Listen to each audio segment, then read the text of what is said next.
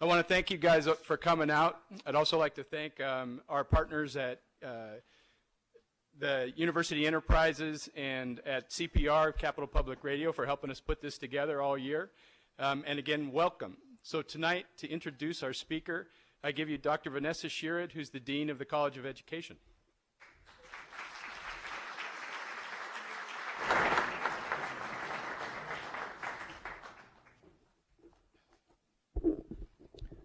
Good evening. Good evening. You can do it. I know it.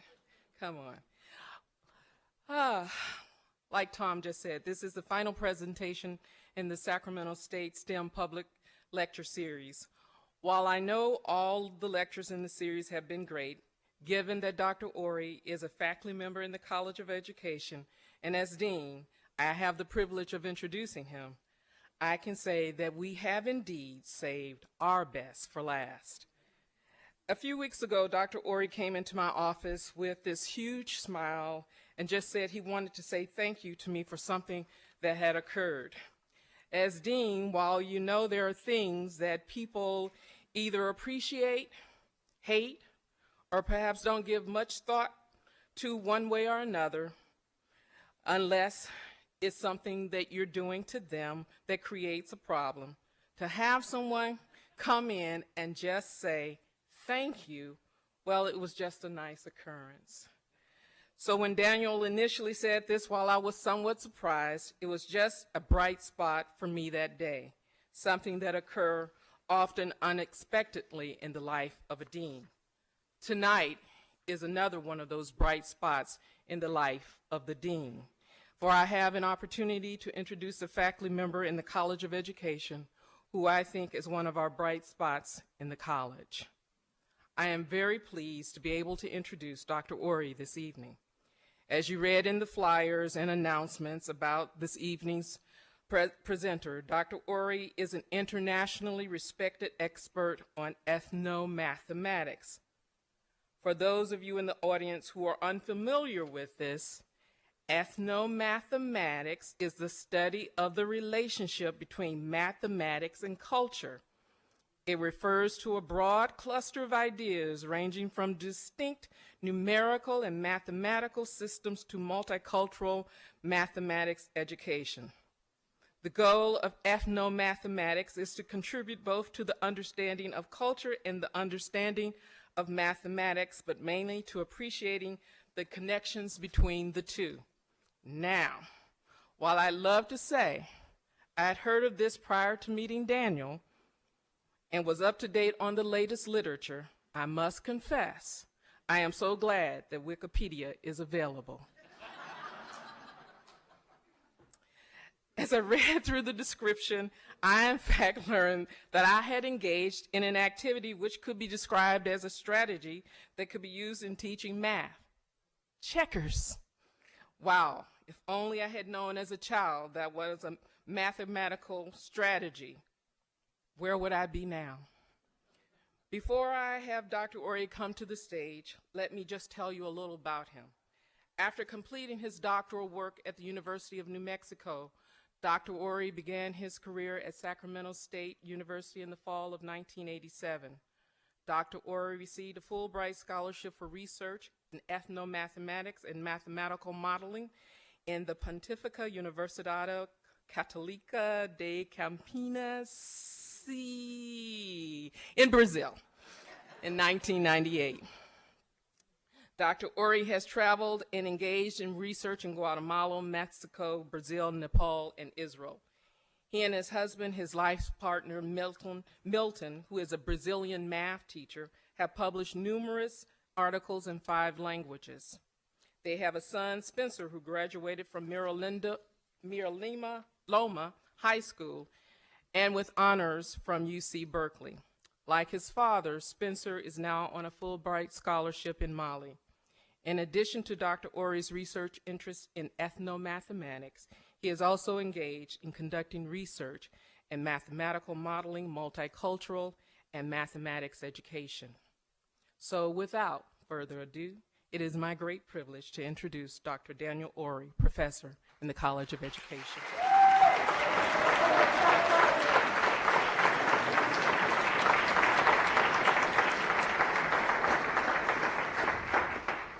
Okay, before I start, we're so broke here at Sac State. No, the people at Capital Public Radio have been really kind with their support for STEM, and right this week they're doing a fundraiser. But today's very special. For every $100 that people put in, they're going to feed 20 people in our community. So during my talk, I expect to hear a lot of noise here, okay? I'm going to give it to the dean first because she's got a lot of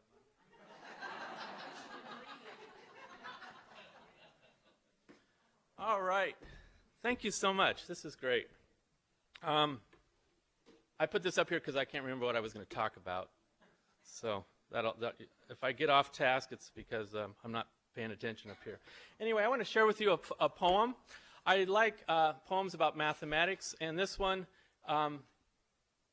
is also in Portuguese, by Carlos Drummond de Andrade. Quem teve a ideia de cortar o tempo em fatias, a que se deu o nome de ano foi indivíduo genial. Industrializou a esperança, fazendo-a funcionar no limite da exaustão. 12 meses dá para qualquer ser humano se cansar entregar os pontos. Aí entra o milagre de renovação, e tudo começa outra vez com outro número de outra vontade de acreditar que daqui para diante vai ser diferente. He said, whoever had the idea to cut time into slices was the one who gave the year a name and was a brilliant individual. He industrialized hope and making it function to the limit of exhaustion. 12 months gives any human being time to be tired and to give up. Thus, the miracle of renewal began, and everything started again with another number and another will to believe that from here forward things will be different. So that's pretty good for the end of the year, I thought. So anyway, many people think of mathematics, and they think kind of like that. Probably nobody in here because you were brave enough to come by, but you know people like that, right?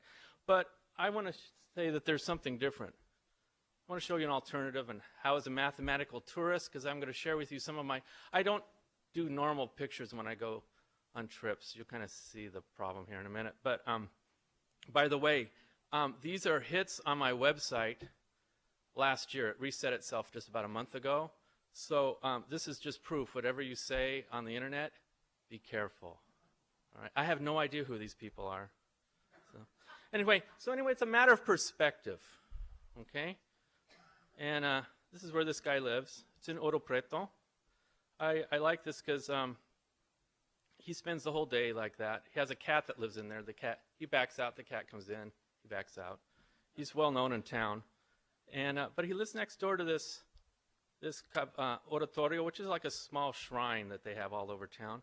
And you can see that as you look at it from the street, you might think it's one thing, but on behind, over here, it's a little bit different, isn't it? So, what? Okay.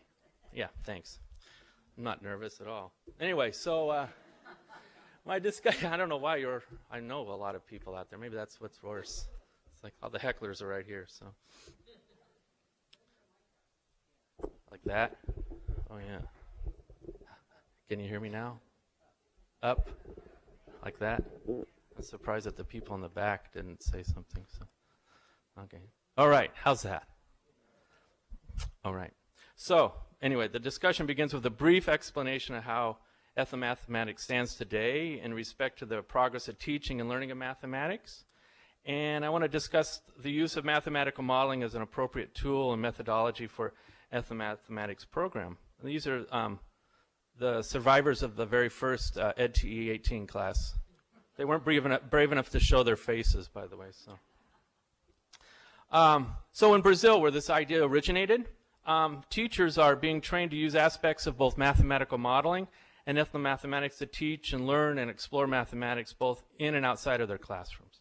That's how I came across with it. And here's an example of a workshop that Milton and I gave a couple of years ago. And let's see. So I'm honored to share some of my images and my thoughts and concepts that I have found useful in interpreting my assertions and challenges faced by teachers and educators and students in school math from Brazil, Guatemala, Nepal, and Israel. Other than Brazil, these countries tend to be kind of small, the ones I'm working with. So, all right, so a little bit about my philosophical basis for my work, which includes a trip through the Hong Kong airport. So, which is a truly fine. If you're going to spend 18 hours in an airport, this is the one you want to spend time in. It's fantastic. Everybody you've been there, yeah, she's going. It is a good airport. And people don't say airports are good, but that one's a good one. Anyway, Alvin Toffler, in 1980, he said, "A new civilization is emerging in our lives, and blind men everywhere are trying to suppress it. This new civilization brings with it new family styles, changing ways of working, loving, and living, a new economy, new political conflicts, and beyond all this, an altered consciousness as well. And pieces of this new civilization exist today, and millions are already attuning their lives to the rhythms of tomorrow. Others, terrified of the future, are engaged in a desperate, futile flight into the past and are trying to restore the dying world that gave them birth. The dawn of this civilization is probably the single most explosive factor of our lifetime." He wrote that in 1980, and he could have wrote it today. You know. Edward Hall, he's another person that I just really, if you look up definitions for culture, you'll spend the rest of the month reading them all, but his is important for me because he says the majority of cultures and their institutions are the result of having to gradually develop highly specialized solutions for specific problems. Okay, and a lot of the things that are going or changing in our community are also specific problems, and ethnomathematicians are saying right now that a new form of mathematics is about to emerge because of some of these new problems, global warming, all sorts of things that are about to happen to us. Okay, another person that a lot of my work is based on is a gentleman named Richard Florida. He's done some work with creativity. The Creative Class is one of his books. He's got some stuff about great cities to live in. Great places to live, dynamic, inventive, creative places on the planet, have these three. As a mathematician, I liked his theory because he had Venn diagrams, so suddenly it made sense. But where technology, talent, and tolerance comes together, something really magical happens. And he agrees that tolerance is not acceptable. We don't tolerate each other. But I liked his answer for that because he wanted to have 3 T's. That was good. But we'll all agree that intolerance is unacceptable. Okay? So where you have this dynamic, these three things coming together, you have communities that are really highly inventive. And it just so happens this area from Sacramento, San Jose, San Francisco is one of the most explosive creative places on the planet. We're really blessed to live in a place like this. And then my mentor and godfather, Ubertan D'Ambrosio, he's the inventor of this area. He says mathematics is a compilation of progressive discoveries and inventions from cultures around the world during the course of history. Its history and ethnography form a wonderful mosaic of cultural contributions. Today, we too are playing a part in the evolution of the discipline of mathematics. It's time for educators to improve their understanding of the role that culture has played and continues to play in shaping mathematical development. It's time for educators to empower their students with this vital knowledge. I don't hear the money thing. Where is it? Keep it going. Okay. And then, of course, Kate Tolliver, a very dear friend of mine. She's this idea of the math trail, and a little bit later we'll make sense about what's happening here around the walls. But she says, in this activity, I saw a way to get my students working with each other, a way to have them become active learners, and a way to increase their respect for their own community. So, you're wondering why I called you all here, right? And you're wondering, okay, is he ever going to get to ethnomathematics? My dean gets 10 points. She did really good because she got it from Wikipedia, though, right? All right.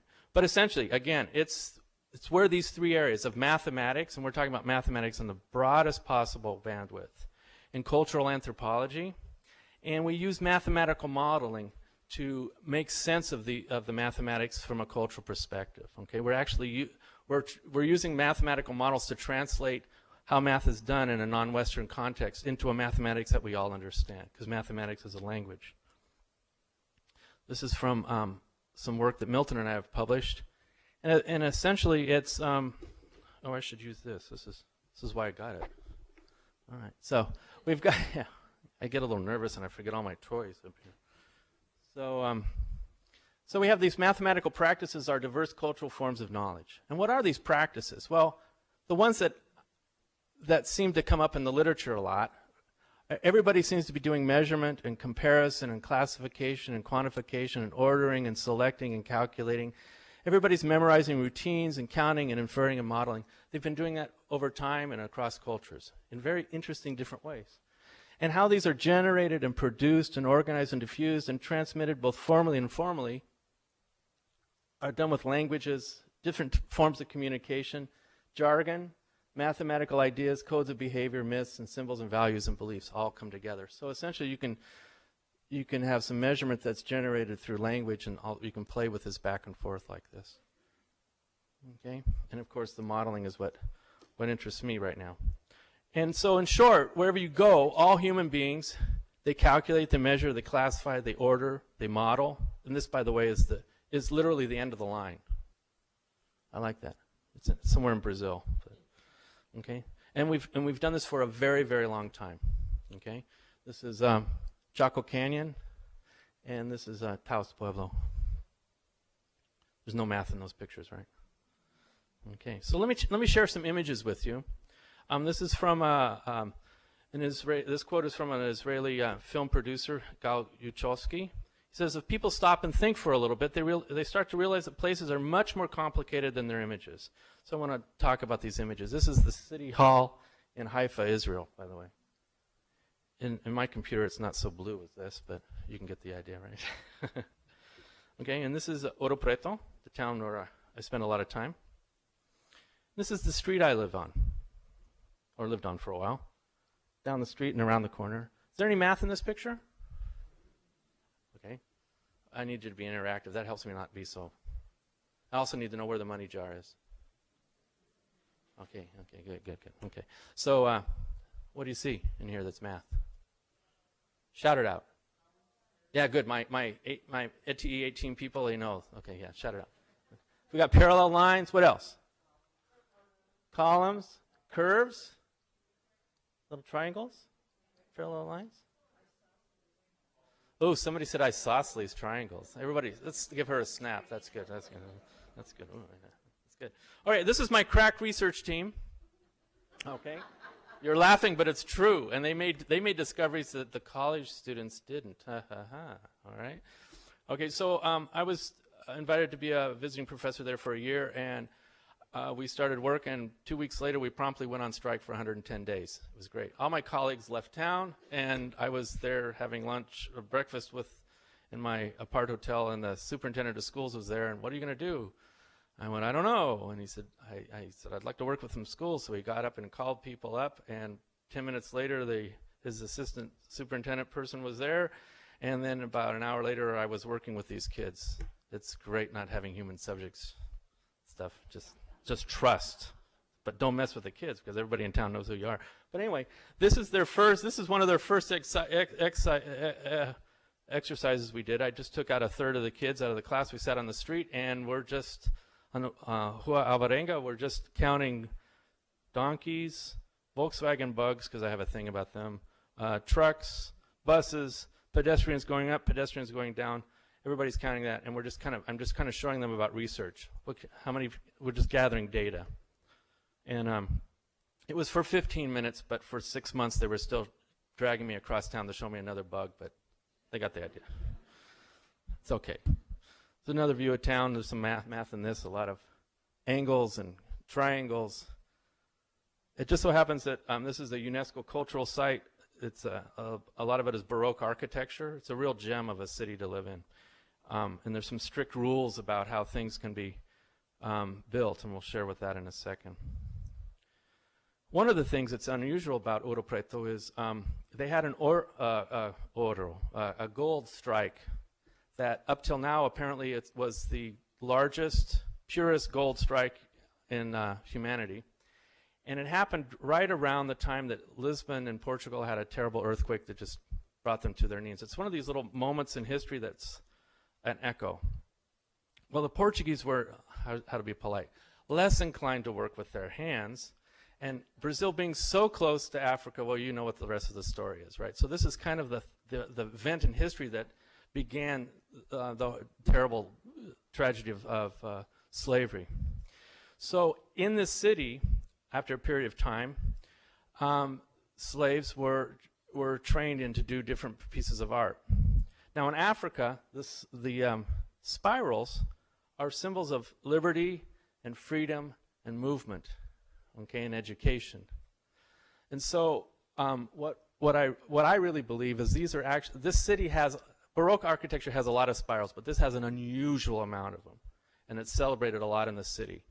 And essentially one of my colleagues was telling me that this is actually an example of some of the first graffiti in the Western Hemisphere, because it's a big, you know, the middle finger thing to the slave owners. So it's really, just really astonishing. So what we're going to be doing this summer is going through these and graphing these on graphs and mathematizing these spirals, okay? So what we're doing as part of ethnomathematics, we take cultural artifacts and we mathematize them and then play with the mathematics. We kind of do it backwards, okay?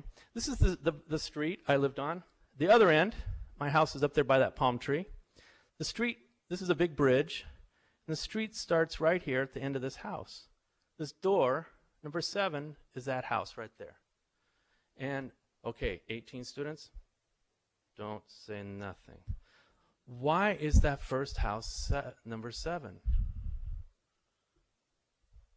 That's called wait time. Good, huh? How come it's 7? Why isn't it, it's the first house, why isn't it 1? Now even the college students there did better. They went, I don't care. So why would you ask? You know, the college is like, who the hell cares, right? My crack research team, I mean, I kept asking people, who cares? I don't know. That was the major. They were a little more interactive than you were. Okay, maybe we'll work on this. But my kids just said, oh, because it's 7 meters from the start of the bridge. So we got out a rope one day, and we figured it was from the middle of the door. Seemed reasonable. To the door's there, and there's here. And we got a piece of string, a couple pieces of string, and we doubled it in 7, and it wasn't a meter. Close, but it was weirdly off. And then a couple days later, one of the college students who worked in the patrimony office, she said, you know, nothing in the city is built with metrics because the city's 350 years old. The light went on. And so it's 7 badas. When we measured it out, the string was a bada, okay? So they have all sorts of rules about all these buildings because the Portuguese, being colonial people, they had to have everything. Everybody had the same door width and the windows and stuff. So there's all sorts of patterns. Well, we measured all these pieces because the bada is about this width. Well, I'm too big for that. Okay, the bada was more like here. So that didn't work. Well, we found 2 of the kids that had all the body parts of the emperor, and so the emperor had the original badas and hand widths and stuff was about this tall. It was this great. So we actually used the kids every once in a while when we're out measuring stuff. Very handy that they were smaller. This is Fabio. It's his little cart. Now in Ouro Preto, you never buy a pineapple. If you learn anything tonight, you know. When you go to Ouro Preto, you never buy a pineapple. You call Fabio and he will bring you the pineapple. Okay? So one of my other models I hope to do is dealing with, there's a lot about pineapples per se, but I'm interested about, this town is extraordinarily hilly, and no matter where I go, every day, Fabio is somewhere in town delivering a pineapple. At this moment, when I took the picture, he was in the bar having a drink, and he came out and yelled at me for taking a picture till I told him it was for research, and then he made me buy him a drink. Does this look familiar? Think Dutch, not Portuguese. This is a famous artist, mathematician. Escher, very Escher. This is funny. I feel like a candidate. Hi.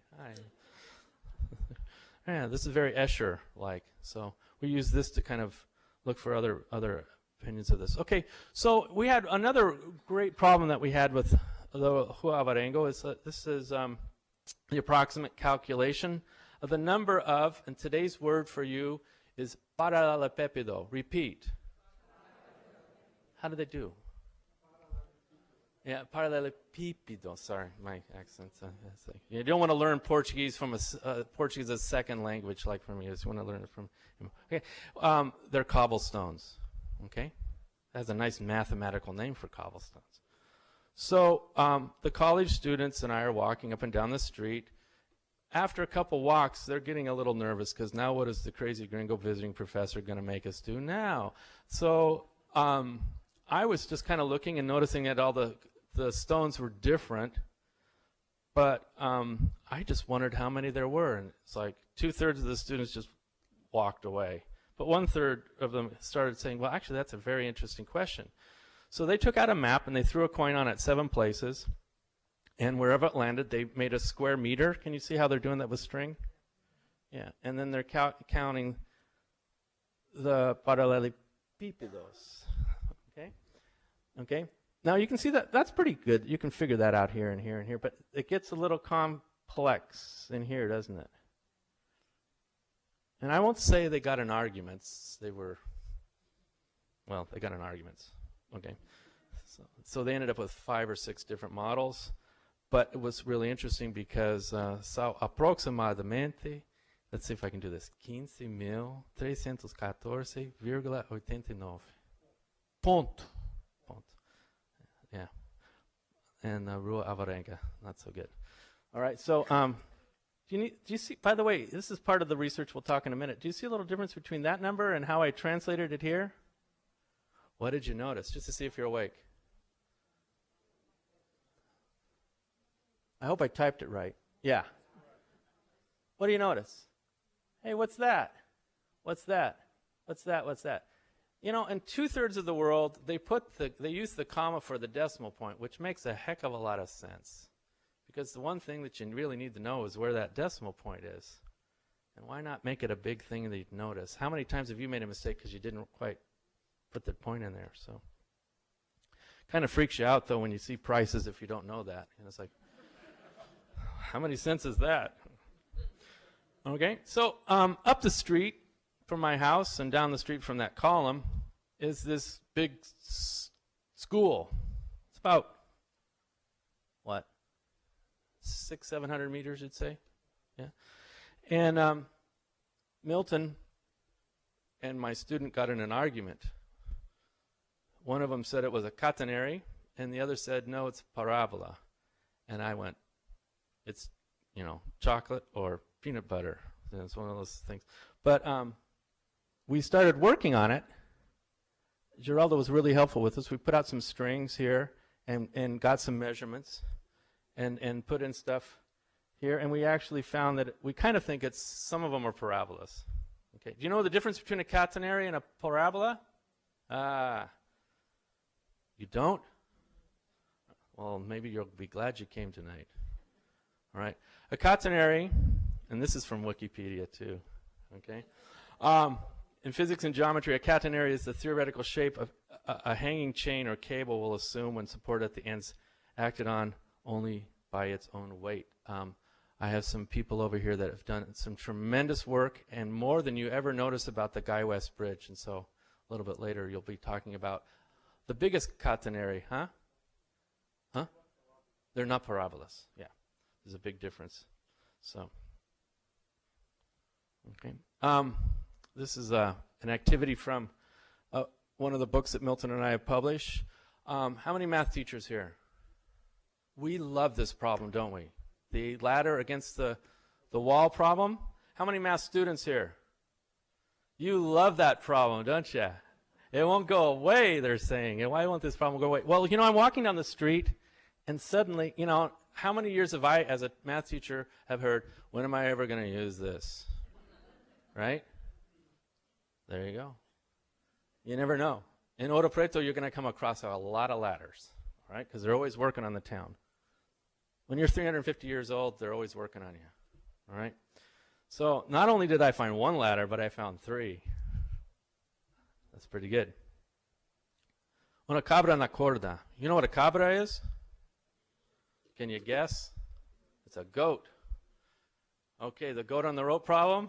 Math teachers, it's our favorite problem of all time, right? Math students, I hate this problem, right? For those of you that are neither math teachers or math students, or it's been so long since you saw the goat on the rope, I brought a goat tonight on a rope. This is good. It's an Israeli goat. It's imported. It's very chic. All right. So essentially the problem is this. You have a barn, or in this case, a rectangle. He was tied to a rectangular piece of concrete. I was so happy. This goat and I became friends. He thought this was cool because I was speaking English and he'd never heard it before. But essentially the problem is this. You tie him to the corner, and the rope is a given length, and what's the area that the goat can eat, right? Us being math teachers, what do? We mess with the length of the rope, right? Pretty soon the rope is long enough it can go all the way around the barn, and you've got to figure out what the area is. But the goat's only going to eat that area once, right? So I'll leave my goat up here. He's pretty good. I have a thing about goats. It's a recurring theme. It's kind of sad. All right. But anyway, but this is like 8 months into my time there. The people in town are starting to worry now. Because it's like, what's wrong with him? Why doesn't he ever take pictures of people? Ladders, goats, spirals, okay? So here we are in Nepal. We made a big leap just a second ago. This is the class that I was teaching for 6 weeks at Kathmandu University in ethnomathematics, and they took me out into the country because they told me there was this place that had 1,000 steps up this hill to this temple complex. Well, that was it. I had to go. 1,000 steps. We're going to make sure there's 1,000, and of course steps. Ooh, that means slope. Let's go. So on the way out, we parked in this town, walked across these rice paddies. There's a couple of temple complexes as you're going to the steps, and then you go up the hill to the steps. So these are the guys. One of the things we saw was curva de Gauss, bell curve. Okay? And this is just wonderful because mathematically we know if you just randomly do events, you're going to get this nice, beautiful curve of data, right? But it also occurs in nature when you start throwing hay on a post. And it makes this beautiful curve. And it kept happening all over and over again. So the students are working on some models with that. This is the best spiral of all. I had to go to Nepal to get this one. And this one is something we're going to work on, but it's got I think it's got a different kind of turn to it. And then people are just kind of unrolling stuff. Again, then the Nepalis are going, aren't you going to take pictures of people? No, there's all this math to be done here. On the main gates of Bhaktapur, which is another city near Kathmandu, this is the symbol. These two fish with this repeating pattern here. And the students here are showing me how you can make that pattern, and it's essentially cobras that are doing this math pattern. He was actually telling me a story as he's writing this pattern here with the snakes. Another thing that's very common there are Buddhist little temples. And one thing I wasn't aware of, that this is a mandala here, and these are always very close to each other, and part of your meditation is that you're supposed to imagine this becoming two-dimensional, three-dimensional. So part of your meditation is you're looking at this. So it's very mathematical in that you're looking at the geometry and compressing this figure until it makes that design. So this is essentially a design looking straight down from that one. Some other math here. Then in Guatemala, this is really interesting. This village, during the war, the government forced people off their property into these protection towns, supposedly. And this was a village, and now it's becoming a full-fledged town. What's very interesting here is that you notice this pattern here? Okay, and they're putting rocks on it. It's a fairly even pattern, and it's just people were walking up this street, and over a period of time they made that pattern, and now they're doing it. So there's this pattern that occurs over and over in Mayan architecture was also showing up just naturally as they're going up to this hill as the town is growing up the side of the mountain there. The teachers are being trained to do some math trail activities, and what they're doing is we're just out around town taking pictures, they're learning how to use computers and digital cameras, and they're actually publishing and writing books in Ishil, their own language. This is a language that's really at risk for disappearing. So they did some activities, reported back to us about it. Jumping to Rio. Do you remember the name of this arch? Oh yeah, Arcos de Lapa. Here it used to be an aqueduct, and now it's the trolley car goes across the top here. And the students at the Federal University are also developing some models about, this is the main cathedral, and it's a truncated cone, okay? Very, very interesting. This is in Milton's Main Street. The rule there is if you have a yellow car, you must park it in front of a yellow awning. Blue cars go in front of blue. The thing on the Brazilian flag says order and progress, so it's just this strange rule. That I'm joking. So I took this picture and went back and went, hey, that's pretty cool. Not only did I get 10 points for myself for the Volkswagen, but it's a yellow one, and it's pretty good. This is very common all over Brazil with the little pieces of stone and the designs that are made in the streets and stuff. And in Rio, actually, the different beaches have different designs on the sidewalk, so you know. This is a Japanese-Brazilian architect, Otake. He's very famous for a new hotel in Sao Paulo. He does everything with a watermelon. Everything he builds has a watermelon in it. So this is his brand new building, and everybody's looking for the watermelon. This time it was a little more geometric here, and there's the giant seed there. So that was really great. But he's just this very, very creative, gifted architect. This is a Rio university. State University of Rio has, what, 500,000 students, all in one building. It's just this amazing. And okay, excuse me, I dropped the zero. I added a zero. It's 50,000. Yeah, 10 times more, yeah. So, but anyway, this is really spectacular when everybody's moving at class time. It really has an unusual noise because everybody's moving from floor to floor on this stairway system. It's kind of ramps, actually, so that's good. And then, of course, Brasilia, which for a mathematician is like a pilgrimage. It's just a geometer's paradise there. Everything is just spectacular with Niemeyer's architecture. This is another Niemeyer building, Edificio Copan in Sao Paulo. It's, how many people live in that building? Yeah, about 20,000. That's pretty good. It's got everything in it, shopping center, parking, everything's in it. So you don't, it's good. And this is not Harry Potter. This is one of the train stations with a really nice arch and a lot of mathematics in this one in Sao Paulo. One of the things that's really interesting for me is this stone pattern that you'll see occurring all over the world when you start working with stone, and people every once in a while start working with circles. And this is one in Sao Paulo, and this is one in Haifa, just on walkways and stuff. Okay, so that's part of the work that I do, kind of go around and become a mathematical tourist. Let me tell you, I'll share with you some of my work with the Algorithm Collection Project. I don't know if these are going to work. Oh, these do turn out really great. So the bag color really helps. There are some differences in how people do long division. Okay? I don't know if you can follow this problem. It's 34.5 divided by, what, 10, or 19 divided by 5. Okay? 2/3 of the planet actually writes it how we say it. Remember in 4th grade when the teacher says 19 divided by 5, but write it backwards, right? All right, but the rest of the planet doesn't wait. They just, okay, 19 divided by 5. The gazinta, you know what a gazinta is? That thing there. 5 gazinta 19. 1.5 gazinta 500. It's called a gazinta.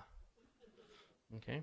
There's some other really interesting stuff about, well, you know, here, Ed used to teach everybody to say it's 4 and 5 is 9, and then 3 and 2, but that's not a 3 and a 2. It's a 30 and a 2. But when you remember that in 2nd grade, but nobody remembers that after that, right? Other people would say 34 plus 20 is 54 plus 5 more is what? 59. Okay, so there's something also happening cognitively when you start chunking whole numbers. Okay, because if I add up 4 and 5, the only thing I know about it is that's 9 if I did it right, but I don't have any feeling as to what the answer is. Okay. So there's some tricks about this left to right thing that's also got some really interesting stuff. So anyway, the algorithm collection project looks at how languages and all these symbols, okay, here we have how we write money, how Brazil writes money, we have kilometers and miles, who uses a decimal point, who uses a comma, the gazinta here and the gazinta on the rest of the planet. Okay, how all these things, how our languages, how many languages we speak, how they interact. Okay, so that's what's really interesting to me.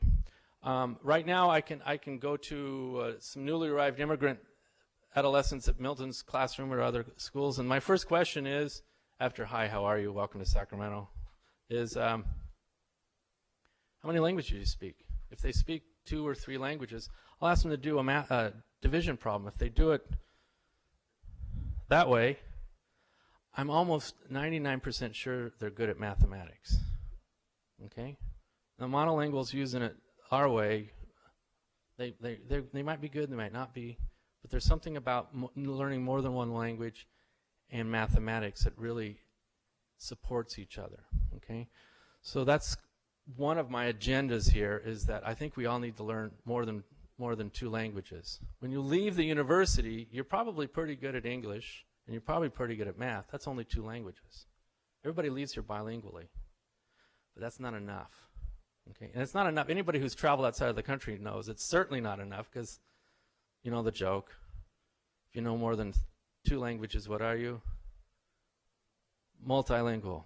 You know 2 languages? Louder. Okay, you want me to speak louder? You have to speak louder. And then if you know 1 language, you're a U.S. Yeah, you're a USAN. Okay, so yeah. By the way, America is a continent. This is one thing I'm getting bludgeoned with all over. Americo Vespucci didn't discover New York. He discovered Brazil. Bumped in it there. But for some odd reason, the word American has something to do with a blue passport. Actually, America's a continent. And in the world's most beautiful language, we're called Estadounidenses. Okay? So all we have to do is start saying we're United Statesans. It just takes a little, it sounds a little awkward, but you'll get used to it. My Costa Rican friends, they call us USANs, which is kind of cool. They're a little confused about Spanish and English. It's kind of a funny thing happening there. But United Statesman. But now that the Bush thing's over with, it's okay to say you're from the United States. But I got used to telling everybody I was from Sacramento, because everybody knew who the Kings were anyway, right? So I had to even ratchet it all the way down. So anyway, let me talk to you a little bit about what's going on around here, and then we'll open it up for some questions.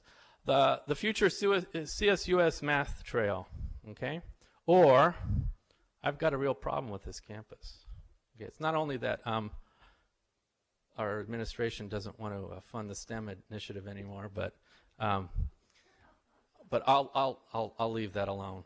Okay, I'll talk to you about the math here. You know where this building is? You got to say it louder, because I'm old and deaf. Huh? Yeah. And we were walking around there one day, and there's a half circle as the door. Next time you walk, but if you go to the window, you'll see the whole circle.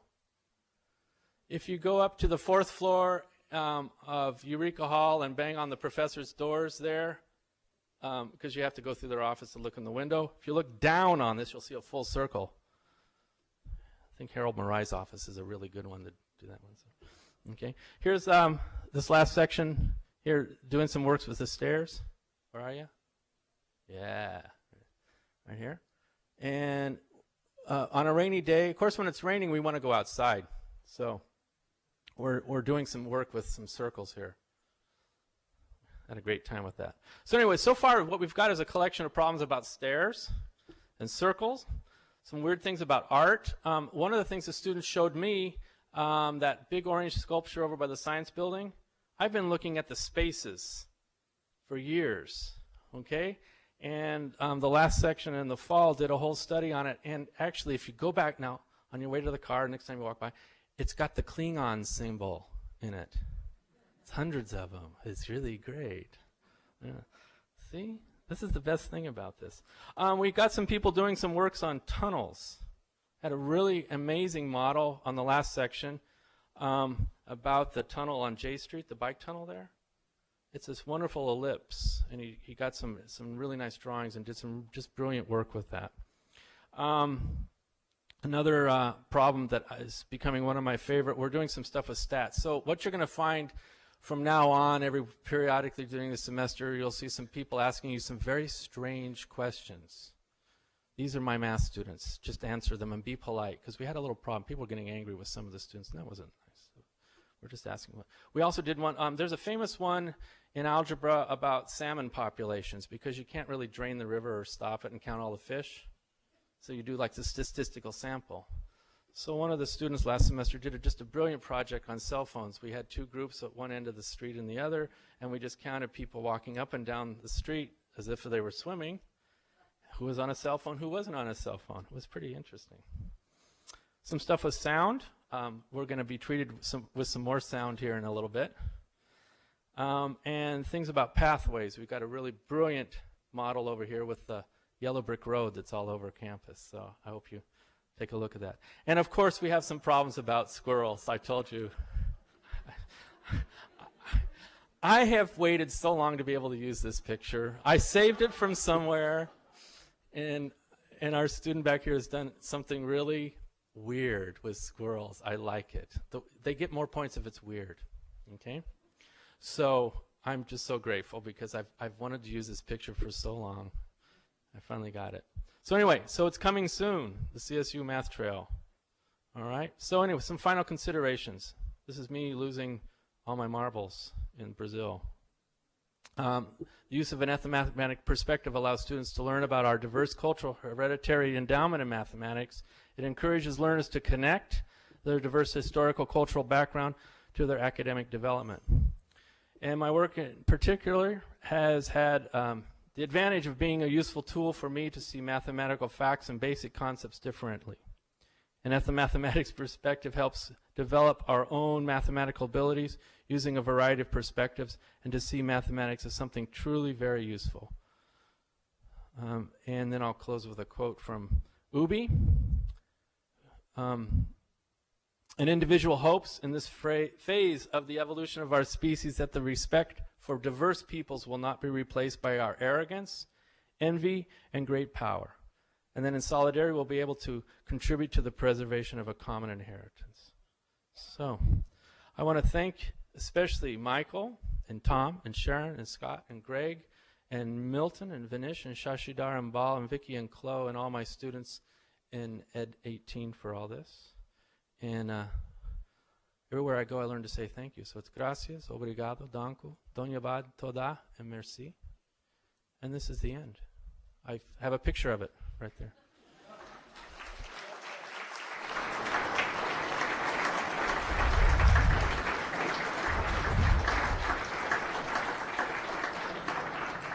So before oh, by the way, you have an assignment. Where's the money jar? Thank you. Thank you very much. That's very good. It's more than 10. That's good. Thank you. That's great. Good job, people. So we will take that over to CPR on the way. This is CPR for CPR. All right. So this is my website. On there, you can get onto the algorithm collection project. There's some materials and stuff for teachers and stuff that's really hopefully useful. And I invite you all to participate. If you know newly arrived adolescent immigrants, there's a protocol to ask them to share their mathematics, and we'll put it on there. There's also a vocabulary wall that teachers can access all the numbers and stuff in all the languages that we have here in Sacramento. So anyway, hit me with some questions, and then we're going to have you ask my students questions, because they this is their final activity, but they need help. And they need at least 5 questions from each of you. No, they need your expertise on some of these here, because they want to get an A in my class. They already got one, but don't tell them that. Anyway, questions? Really? Not everybody at once. Yes, sir.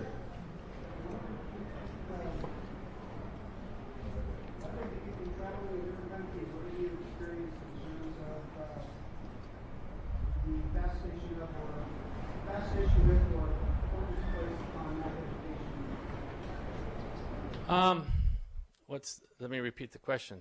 So the guy in the back is going to repeat the question. That's good.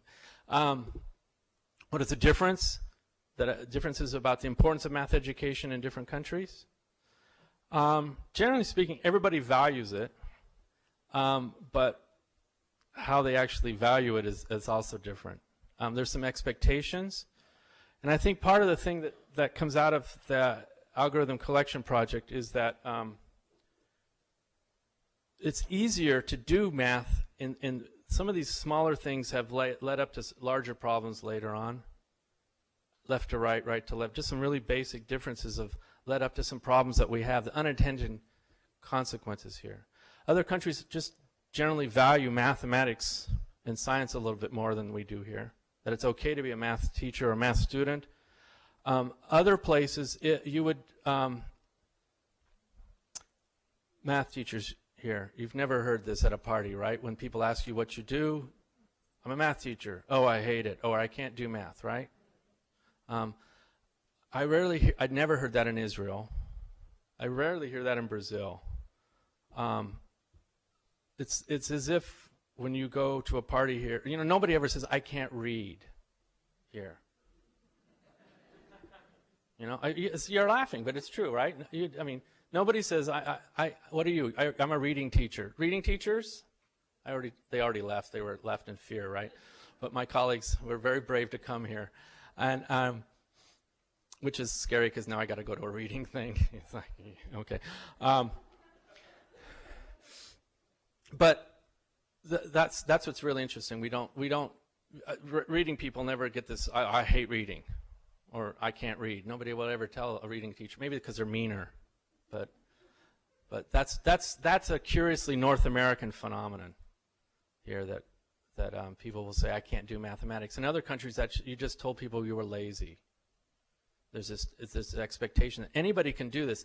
It may take me a lot longer than some of you to learn this, but the expectation is anybody can do this. It just may take you a little bit longer. But here we've kind of backed off and said, I'm not a math person or something. And I think that has some really negative consequences here. Other questions? Yes, sir. I'm curious on that note, if you noticed any different patterns among the countries that primarily read top to bottom, left to right, most Western languages, versus maybe the Middle Eastern, where it's just the opposite? Have you noticed any differences in the way they do mathematical notation? Yeah, the question is for languages that are like in Nepali or Hindi that hang from the top. Some ancient languages go up and down or backwards and all sorts of stuff. I don't know, but I think my experience is the students that know can do this in different languages have a different ability at creativity, and it relates to those 3 or more languages that some of the students can speak or read or talk. But that gets onto another thing that's related to that. In 1900, an educated person anywhere in the world knew their home language, and they probably learned French and then Latin and Greek. An educated person knew those languages, right? An educated person in this country can get by with just math and English. I dare say everybody downtown is just bilingual, okay? And those of us that are multilingual,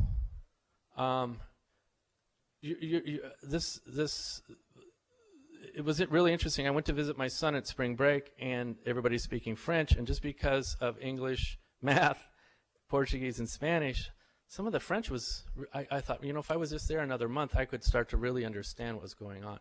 So there is something about that 4th or 3rd language that really is a key to the next one. But I think it has a lot to do with creativity.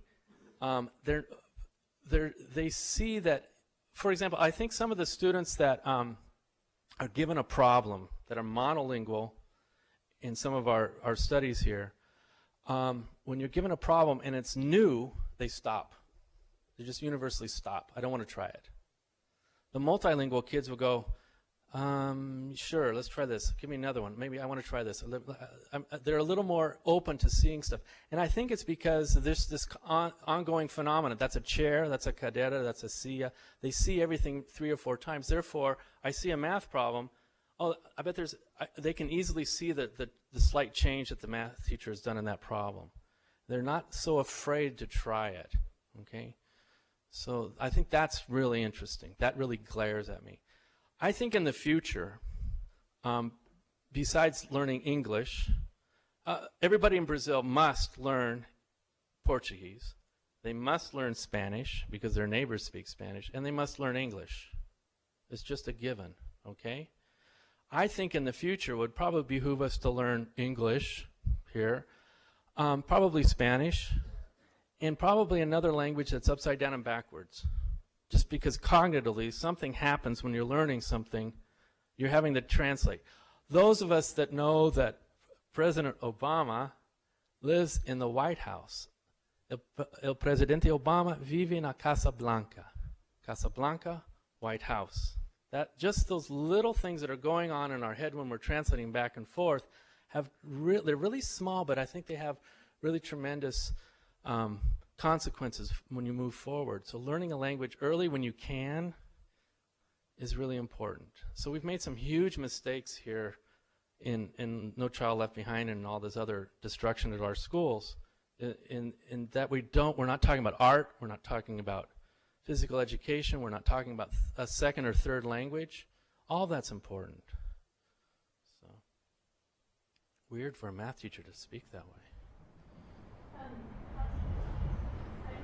Being really visionary.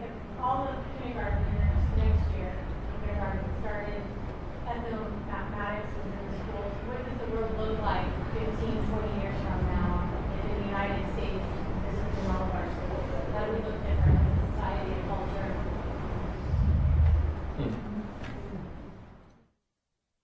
You have the regular math that you're doing. For various reasons. One, it's just like learning language, learning English or history. There's a road that you're on. But periodically, you step off of that, okay? What I'm asking for, I forgot to say, the CSU Math Trail came about simply because I'm all over the world helping people build math trails, and it was the Nepalis that said, well, sir, your math trail, what sort of problems do you have on it? Busted. Right? So I came home and developed a new course and got my students on this, okay? What's really interesting, it's really easy for me to travel around and look at things that are exotic, the spirals and how people stack things and count stuff. But how are people doing it here? And I'm so grateful to the students. And this is one of the things that really scares me about these movements for assessment on our campus is because what you're going to see tonight is there's no need for that. All you have to do is give your students some freedom and some trust, and they will create something that's far more sophisticated than you ever do it, okay? And that's one of the things that Uberatan talks about. We can trust our students more. And I think many of these reforms that we're doing, we're not trusting our students.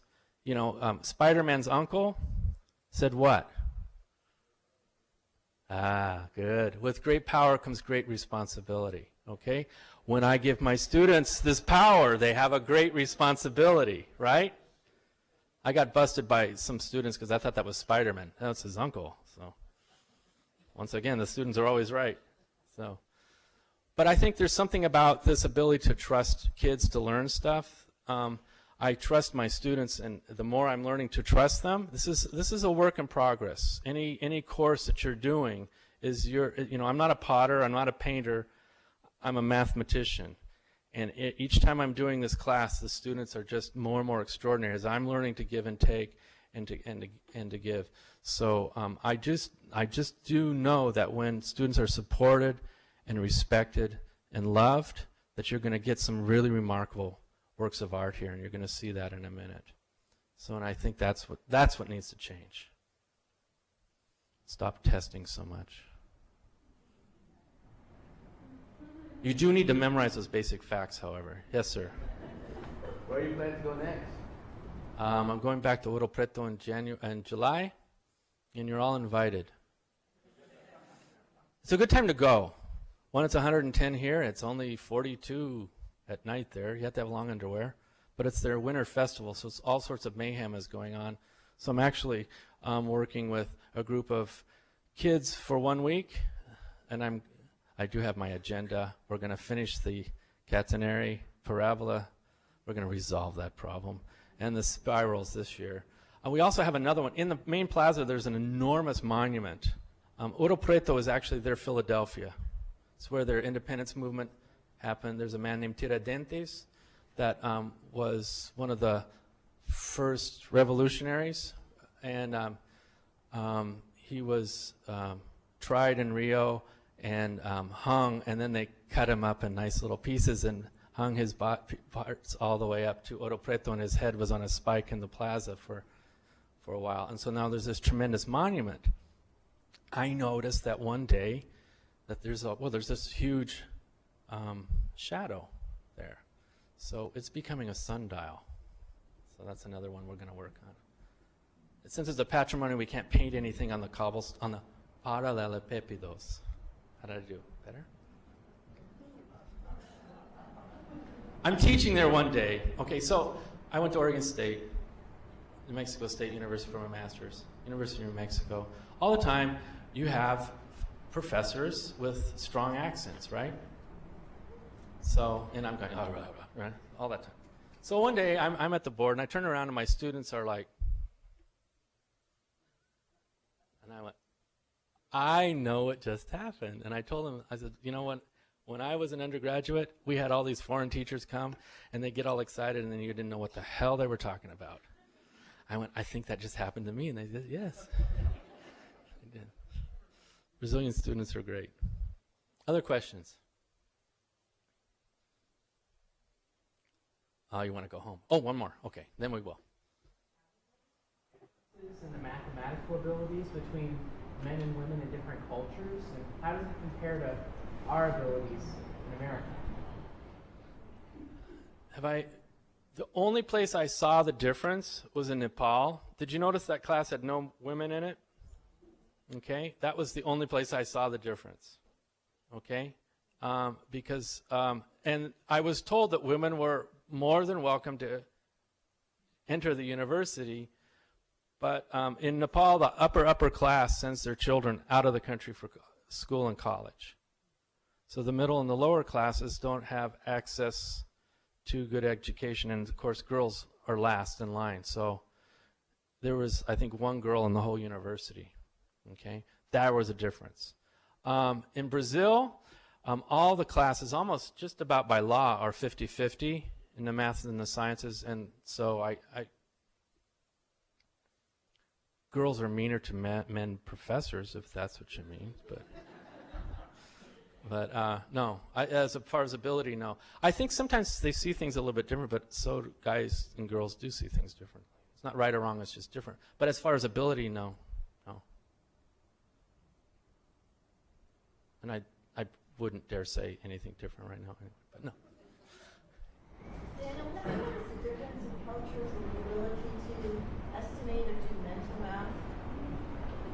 Oh yeah, I'm really glad you asked that. We did, when I was in Israel in January, we did a study at Encina with some students, and then I took it, we went to a high school of immigrant kids in Haifa, and we did these math problems. We have some templates when you go to the algorithm collection project. It was very weird, actually scary, and the teachers didn't think it was different, and all of the students that I've ever worked with here have written these problems down on the paper, mostly because they had to, and also because we asked them to. I asked the students there in Haifa to write it down, and they didn't know how because they were all doing it in their head. Okay, the accuracy rate was about the same. But they hadn't done it on paper for so long, they couldn't remember. A couple girls were like writing on the desk, and then they were copying it over on the paper, which was interesting. But I thought that was a mental ability to calculate and stuff really says a lot. But that's something that we don't really push. We say, show your work, right?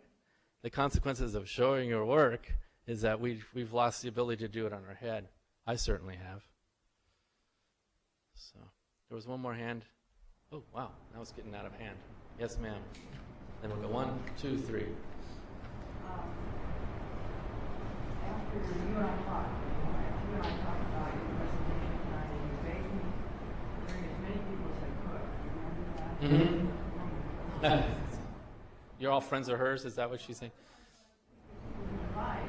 I would all the people that I knew from other countries who would be interested in this. And there's a child psychiatrist who's at an agency that I'm associated with, and he's also kind of interested in that. But it was striking to me that whether male or female, the people from other countries in my life. Oh, and my friend Britt here, who invited you all here tonight, is saying that she was fascinated by the people that wanted to come were all from other countries. The native-born Sacramentans were less inclined to come. That's interesting. Yes, sir. Do you have any resistance about these other countries taking kids out of the classroom and doing real math in the real world? No. The Israeli school was pretty, just because of security, we didn't go outside, just because of the situation right there. But we would have, I was only there for a week, so we didn't have any time to work it out. In Brazil, no. It's very interesting, just how free they were to let me work with the children, and the best part was, like, for the year after that, kids were coming up to my house and wanting me to go with them because they spotted something else for me to see, and I needed to take a picture of it. So, especially when they found out, like, Volkswagens. One day, two of the girls in the class came and knocked on my door, and I had to come downstairs. And what is it? You need to come with us right now. So, okay, just a second. Let me get my shoes on. I went, bring your camera. Okay, I went back. I got my camera. Okay. So, and they took me all the way across town, and there was this wonderful Volkswagen that had been sitting on the street for maybe a year and a half with all this green stuff growing up through it. It was fantastic. So, I don't know about the math, but it was just. What's happened with this math trail activity is that it's very akin to art. People are learning to see things. You're going to see some stuff about trees. I don't know how many of you have walked across campus and thought, I wonder what is the tallest tree on campus. We may have found it. Our Hyperion, is that what we called it over there? Okay. There's some stuff about the bridge over here that they found out more than I ever dreamed of. I'm so proud of this. And so we're going to have some music that's going to be played in a minute. We have some dueling musicians here. Musicians are much more competitive than mathematicians, I'm finding out. Okay, so what I'm going to ask you to do is to walk around and ask them, where's the math? All right? And also they're going to ask you, they're a little worried because their grade depends on how well they hand this in. And so they need your help on some math questions. So thank you so much.